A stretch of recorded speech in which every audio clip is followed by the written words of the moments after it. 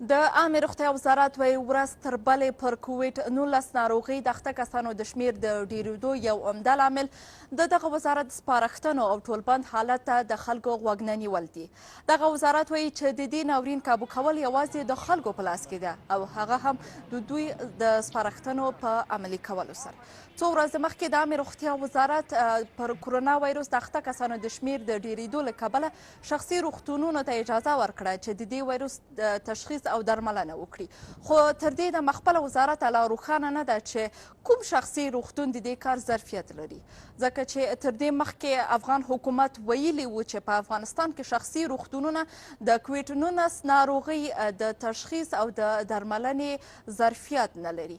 بلخوا د عامې روغتیا وزارت وایي چې د کرونا وایرس په وړاندې د مبارزې لپاره یې تر دې دمه څه باندې 36 میلیونه ډالره لګولي او نړیوالو ورسره د 155 میلیونو ډالرو د مرستو ژمنه کړې او دغه وزارت وایي چمتو دی چې د مرستو د لګولو څرنګوالی خلکو ته روښانه کړي.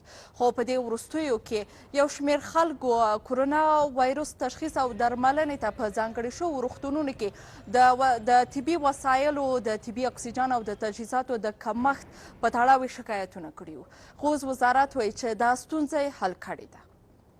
شازیه حیا، BBC کابل.